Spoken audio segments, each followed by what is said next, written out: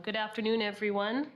I'll be chairing the meetings today. Mayor Boot is at the Climate Solutions Council. The first meetings they've had in person in the last couple of years, and so she's in Vancouver today. So I will take over, and the first point of business is obviously to call this meeting to order, and I will read this essay in order to do that. This meeting is being recorded live and streaming on the District of Summerland YouTube channel. All representations to council, written or verbal, will form part of the public record and be available to the public for viewing electronically or as a written record. Members of the public may access the meeting or participate in the following ways.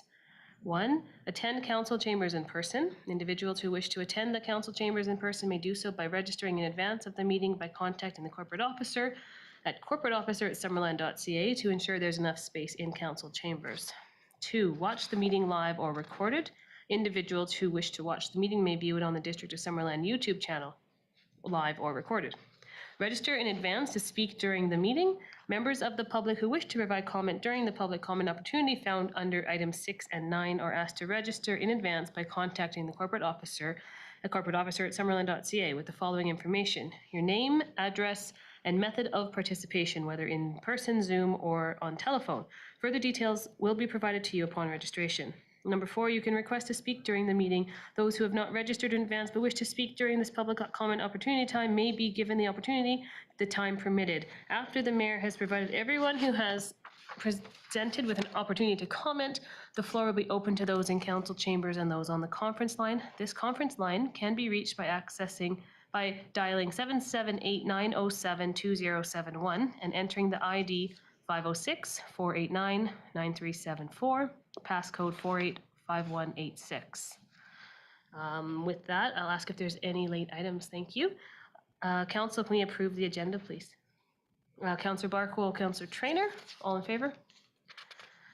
Motion carried. So we have some minutes to adopt from March 14th, Committee of the Whole meeting, as well as a regular afternoon meeting. Anyone see anything in there that needs to be modified or changed?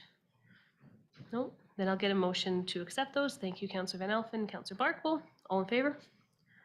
Carry on. Okay. No delegations today. We have number 6 now, our public comment opportunity. I have one name on our list, so Robert Hacking. He's here to speak to us today regarding the dog parks and dogs in parks. Thank you for joining us.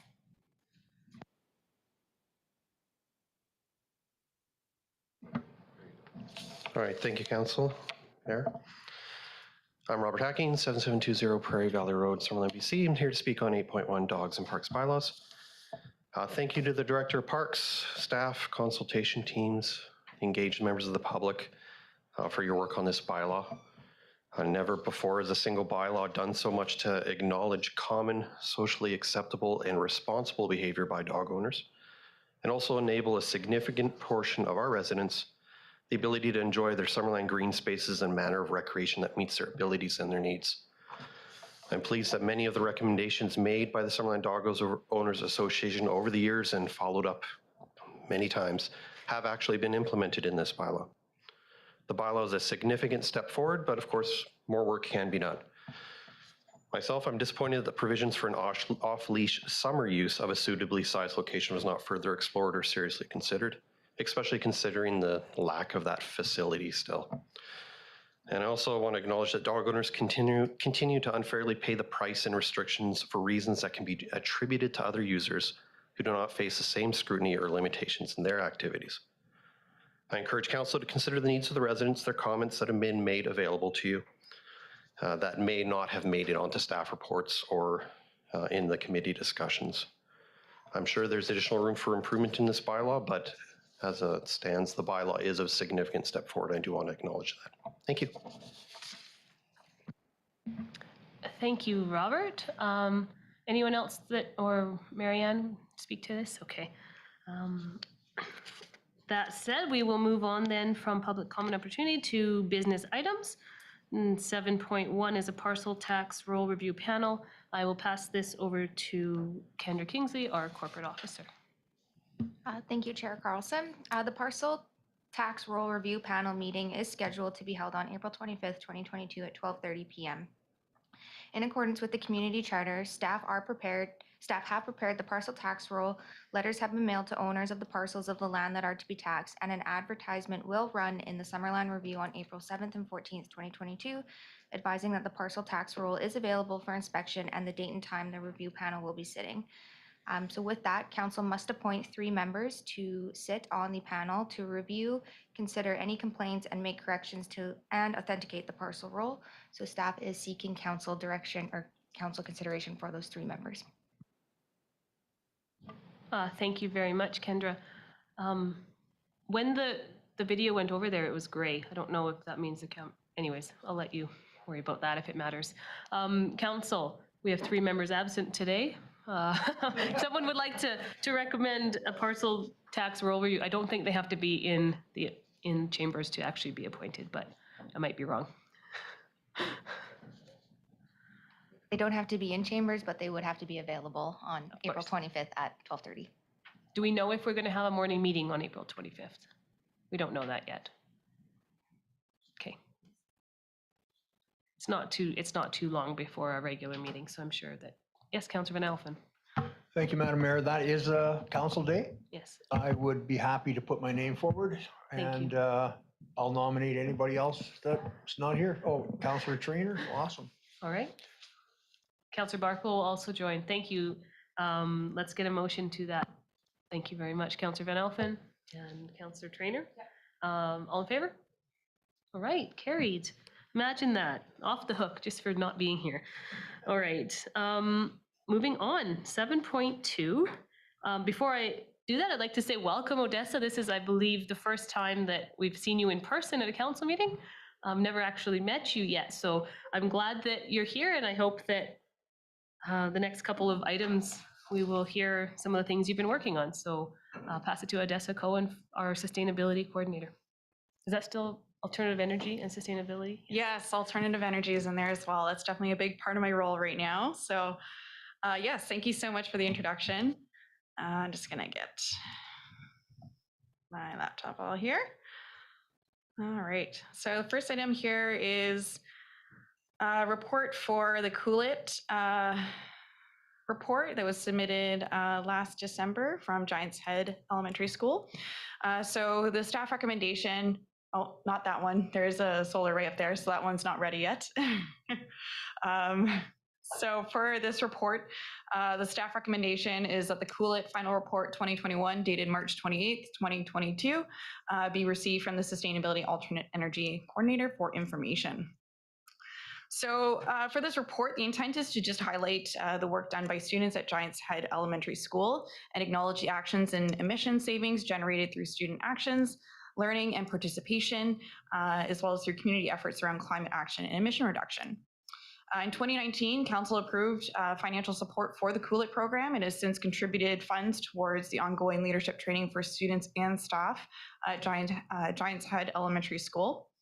The Cool It program itself supports teachers to engage students to learn about climate change and connect with the BC curriculum in the areas of science, math, and social studies, as well as core competencies. So for this particular report, it engaged 146 students from grades 3 to 5 across 5 classes.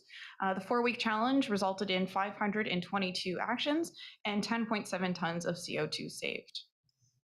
So some of the highlights from those actions that produced the greatest number of engagement included Stay Snug, which was turning down your heat in the house, Earth Hour, which was turning off all electricity or electronic items for at least 1 hour, Love Veggies, which was having 1 meat-free day per week or giving up red meat for 1 week, Get Efficient, so energy efficiency at home for students to engage with and when their parents, Local Vacation, staying in town and doing a vacation there to lower your carbon footprint, and Grow Your Own, so plant a veggie garden.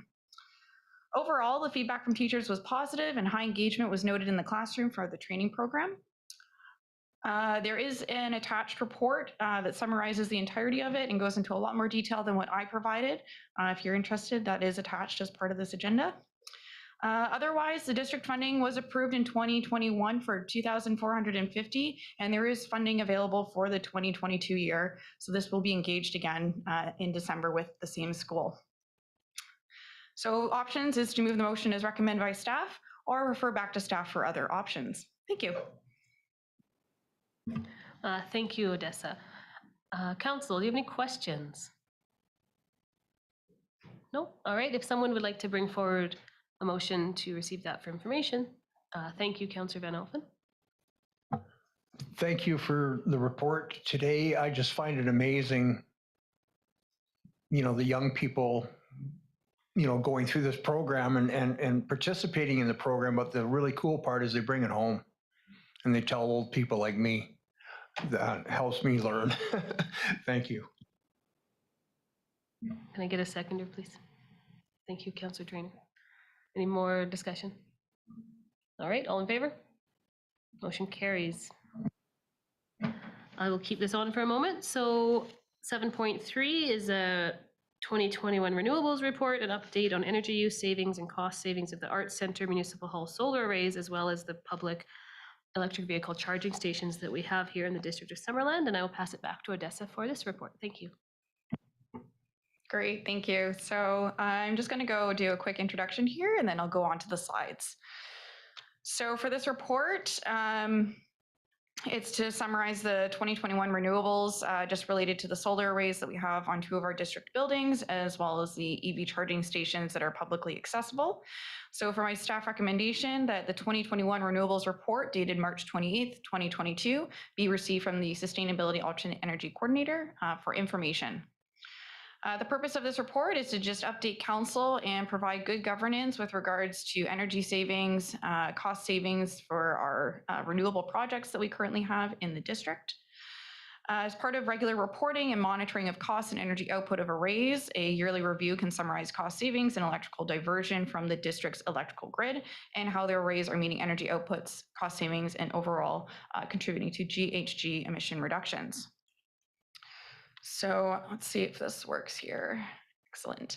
So just as a quick summary for the Arts Center, this does look at the entirety of its installation, which over here, I'm going to go on this side, started in 2018. So because it only started later in the year, it's only partially noted in there for 2018. But overall, for the majority of the 2 core years in 2019 and 2020, it exceeded its intended energy output, which is really great. We did have it slightly off due to, where is it here? In 2021 and 2022, for the Art Center, there was renovations. So for 2021, we didn't get a full year of actual monitoring and the panels themselves were off. So that also meant that we didn't have the same function and use. And then 2022, we're only 3 months in. So that information will just continue to be updated live. Overall, we reduced 1.376 kilograms of CO2, which is equivalent to 1.5 tons of CO2, for a total of $7,014.80 in yearly savings from 2018 to 2021.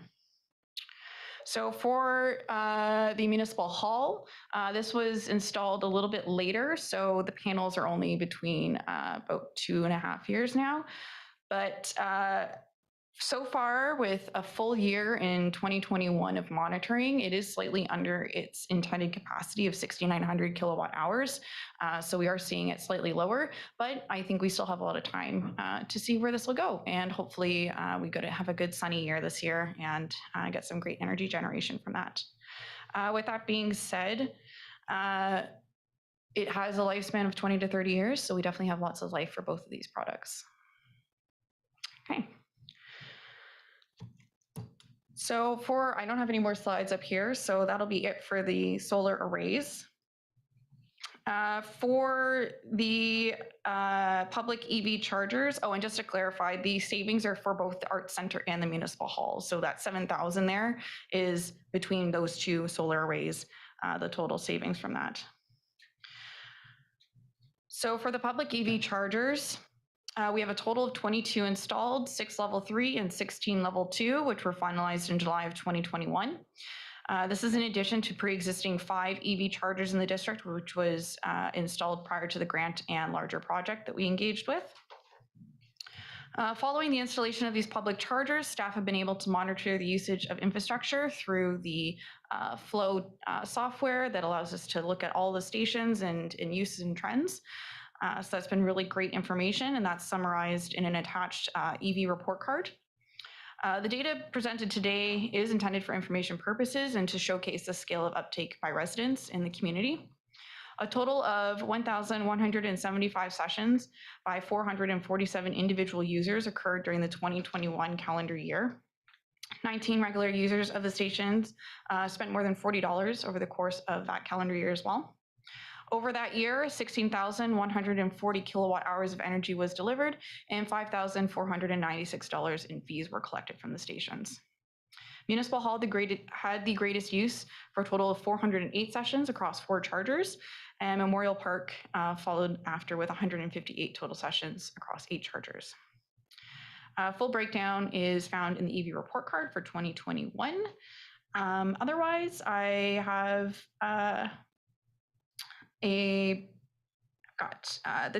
PowerPoint presentation and the EV attached as part of documentation for anyone who's watching as well. To end this off, that this be accepted as information to council, and that the 2 options that are available to council here are the move to accept the motion recommended by staff and to refer to staff for other options. Thank you. Thank you very much. Council, any questions on the solar array or the EV stations? It's a lot of numbers and information. I know that the details are all in your report, so if you have any questions from what you see in your report as well, I'm sure some answers could be found. And if not, then we'll get a motion to receive it for information. Councillor Van Alphen and Councillor Barkle. And further discussion on this? No? Okay, all in favor? Motion carries. None opposed. All right, moving on. 7.4, Municipal Ticketing Information Amendment. This is just an administrative correction to a bylaw, so I will pass it over to Kendra Kinsley for an update. Thank you, Chair Carlson. So on February 28th, 2022, the Municipal Ticketing Information Bylaw was amended by Municipal Ticket Information Amendment Bylaw number 2021-052 to add zoning bylaw number 2000-450 into Schedule A as part of the list of designated bylaws that can be enforced by way of municipal ticketing by the bylaw enforcement officer and the RCMP. At the same meeting, a separate amendment bylaw number 2022-011 received the first 3 readings to repeal and replace Schedule A of bylaw 95-030, which is the Municipal Ticketing Information Bylaw in its entirety, which added new building bylaw and the Good Neighbor bylaw into the list of designated bylaws. This amendment was adopted on March 14th, 2022. In reviewing these bylaws, it was noted that the latter bylaw, the 2022-011, inadvertently repealed and replaced Schedule A in its entirety without including the recent addition of the zoning bylaw into the list of designated bylaws. The proposed bylaw amendment before council will correct this deletion by adding the zoning bylaw back into Schedule A. Thank you very much. Simple enough. Is there someone on council that would like to bring this forward? Councillor Van Alphen and Councillor Holmes, any questions or comments, council? No? All right. All in favor? All right, motion carried. Thank you very much. None are opposed to that, Kendra, and you can make that change. 7.5, sign bylaw amendment regarding campaign signs, bylaw number 2022-019, considering first, second, and third reading. I'll pass it back to you, Kendra. Thank you again, Chair Carlson. So at the January 24th, 2022 regular meeting of council directed staff to amend the sign bylaw to not allow the placement of campaign signs along Main Street and along Victoria Road between Jubilee Road and Wharton Street. The sign bylaw amendment bylaw number 2022-019 has been drafted in accordance with this direction and can now be considered for first, second, and third reading. All right, council, any questions about this? Councillor Holmes.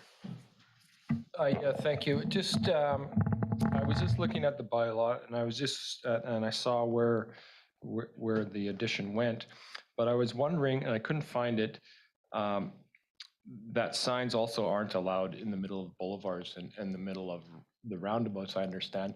And, but it's, that must apply to all signs, not just campaign signs. So, but I was just trying to find where that was in the bylaw and I couldn't actually see it. I just think if somebody runs for, if they decide to run for office and they just look at that campaign sign part, they might not be aware that there's the other part that applies to all signs that would also apply to them. Or would we be just put out that kind of information to anybody running? We would go over that information with anyone running, specifically in the candidate info session, and then as well as the nomination packages. And I don't know just off the top of my head where it is in the bylaw, but I'm assuming that it applies again to all signs for not being allowed in the placement of those. Thank you. Councillor Van Alphen. Thank you. So that's on public property. If a store owner wants to endorse a candidate, they can put their sign in the window. And mobile on a vehicle can be parked there for X amount of hours per day and then moved. So if it's in a property, like a private property, we have no control over it. If it's on, and the same with if it's on a car. However, on election day, you can't be within I believe it's 200 meters of the general voting, the location. And we would have bylaw out enforcing that to make sure that it's being adhered to. Thank you very much. Any more questions? All right, so if someone would like to bring forward the bylaw, that would Councillor Van Alphen. Do we need to read it? I'll let you read it. Yes, please. First one or second one? Oh. Sign bylaw amendment, campaign signs bylaw number 2022-019 received first, second, and third reading, and that council directs staff to amend the sign bylaw to not allow placements of election campaign signs along Main Street and along Victoria Road between Jubilee and Wharton. Thank you. I think it's just the first part of that, right? Because we've already, doesn't matter. Yes, just the first. That's all right. Thank you very much, Councillor Van Alphen. And seconded by Councillor Holmes. Is that what I saw? Yeah. Further questions or comments? All right, all in favor? Motion carries unanimously. All right, we're moving on. Can you believe it? All right, number 8, bylaws for adoption. Parks bylaw, we have a regulatory framework to consider adoption of Parks Regulation Bylaw 2022-0112, bylaw notice enforcement bylaw. So I'm going to pass that one to Kendra as well. Thank you. Thank you, Chair Carlson. So the Parks Regulation Bylaw number 2022-012 received first, second, and third reading as amended to include additional wording in section 6C on March 14th, 2022. This amendment has now been incorporated and this bylaw can now be considered for adoption. And additionally, bylaw notice enforcement amendment bylaw number 2022-014 and municipal ticketing information system amendment bylaw number 2022-015 received first, second, and third reading at the March 14th meeting as well. And these bylaws can also be considered for adoption. Thank you very much. So it's an update to our parks bylaw. Who would like to bring this forward? Councillor Traynor. And a seconder? Councillor Van Alphen. Any questions or comments, Council? Or discussion? Yeah, Councillor Traynor. I see under financial implications that we've budgeted $5,800 for signage and a promotion campaign, just to educate the public about our new rules. Do we have a time frame for when those signs will be put up? I'm just thinking the rules will they start now, but then May 1st there'll also be some changes. So I'm just wondering when we would have those signs out. Thank you, Councillor Traynor, through the chair. That would be a question for the Director of Community Services. So I will ask her or her counterpart this week and we'll get back to council. Okay, great. Yeah, no, I think education will go a long way. And then, yeah, just making sure that we change out all those signs because they all say no dogs and animals in parks right now. So yeah, I think hopefully this will help accommodate our four-legged friends in Summerland. Thank you. Any further comments or questions? I'll just make one. I note that dogs must be on leash in Giants Head Park.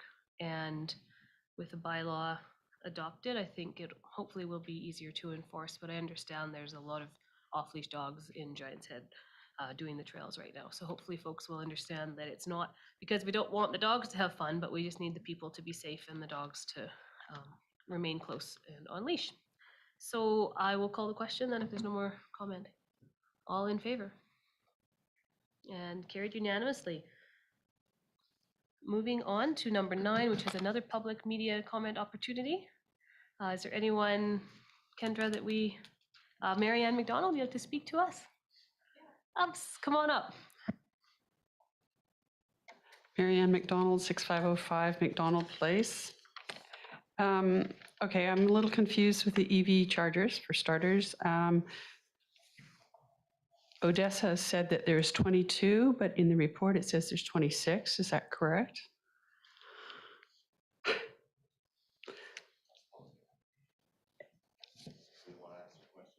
I'll ask that maybe Graham can get that information and clarify if the report's made a mistake, then we can absolutely correct it. Okay, and the second thing is it's my understanding that about $500,000 of district money was there. It was your portion of installing these EV chargers. Is that also correct? I do not think we spent $500,000 on them, no, but No? I'll ask that maybe Joe, maybe you can get the numbers and pass those along. Thank you. Thank you. The other thing I wanted to bring up was the water rates. And I've been tabulating them for the last, from 2017 to 2021. And although it's only $9.49 over that time, it works out to about a 26% increase. And this year we had another $2 increase. And I'm wanting to know where that money is going. I'm hoping it's going to repairing our infrastructure of pipes and things. That's number one. And the other one I have for council is that I see that on the base cart program, the fee has gone up and went up by 14.75%. And I'm wondering if that money is in anticipation of putting out the bio waste collection this coming fall. Thank you. Graham, should these be questions that we ask Joe to get information and send back? Okay, so if you could maybe connect with Marianne and be able to answer those questions, I think that would be helpful. I know we all kind of have some answers, but we certainly don't want to give you the wrong information. So I think Joe will be able to get those for you. Thank you. All right, is Robert, anything else? And there's no one on the line that wants to speak with us today? Okay, in that case, number 10 on my list is a resolution to close the meeting to the public.